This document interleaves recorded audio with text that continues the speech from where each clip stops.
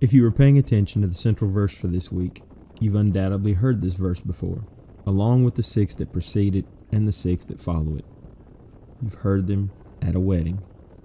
Let me just put your mind at ease. I will not be talking about biker marriages this week. I intend to focus on the true meaning of this passage, and that is our love for our fellow man. Maybe you're surprised, but 1 Corinthians chapter 13 is not about marriage. It's been my experience within the motorcycle community that the camaraderie and love that is shared is genuine and heartfelt. It's the same camaraderie and love that one feels within the body of believers. Up until just over a year ago, I truly spent most of my time riding solo. I would see the occasional fellow biker at a gas station, and we may have exchanged a few words, and each time it never felt like some hollow, meaningless interaction. During this time, I had been following a group on Facebook, the Baptist Bikers of Kentucky. I read their posts, I observed their social media interactions, and knew that I wanted to meet these men and women in person. The first 2 times that I hoped to meet up with them for a planned ride that they had advertised was hindered by the weather and my own social awkwardness at just meeting up with a group of strangers. Not that I was afraid of them, it was just my own personal peculiarities. Finally, I was able to join the group for one of their biggest rides of the year. I was welcomed openly and lovingly.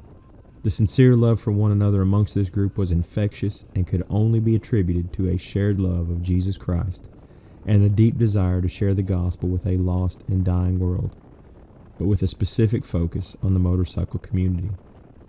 A group of people that will sometimes openly admit to not feeling welcome in many churches, whether it's due to their appearance, the general stereotypes that pervade society about bikers, or maybe it's their own trepidation and fear of entering an environment where they may feel like they are different from everyone else. If you are a biker, then you already know just how enigmatic the biker community can be, and just how surprising it is to look beyond the exterior into what makes us individuals and creations who bear the true imprint of God upon our hearts. I am, admittedly, a very gentle person, but I have been told that I am intimidating by people when they first meet me. What they see is my 6'8" frame, a beard which my mom begs me to trim, and tattoos. That is their first impression. But if they take the time to get to know me, they will discover that I'm a nerd at heart with a deep love of mathematics. I'm a husband and a father, a dog lover, a high school teacher, a college instructor. I'm a follower of Christ, and I have been ordained to proclaim the gospel. If people stop at their impressions of my outward appearance, then they are not demonstrating love for their fellow man, as Paul instructs the Corinthians to do in his first letter to the church. Jesus didn't look at the outward appearance of those he encountered. He looked within, to their hearts.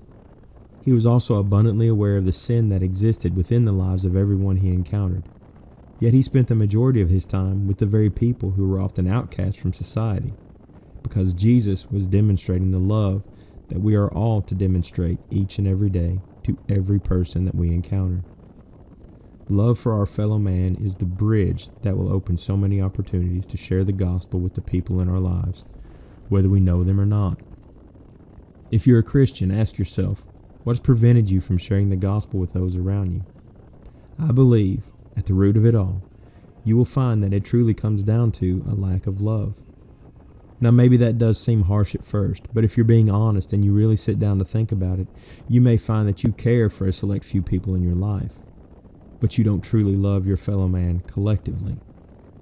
I'm not exempt from this, so I'm not casting the first stone by any means.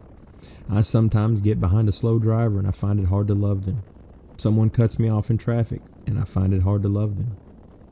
Now that I stop to think about it, I may have an issue with an undiagnosed case of road rage. But the point is this: it takes effort, it takes a change of heart, and it takes complete faith in Christ. We can love those who we at one time felt no love for at all. Our desire should be to see everyone come to Christ, and we can only do that through our love for others and the intentional sharing of the gospel and the demonstration of the love of Christ in our daily interactions. We're going to stumble. There will be days when it is harder than others. But if our faith is sincere, we will find conviction in this simple truth: love one another. Paul wrote the words of 1 Corinthians chapter 13 to the church at Corinth, not as a poem to be read at weddings, but as an admonishment for their demonstrated lack of love for one another.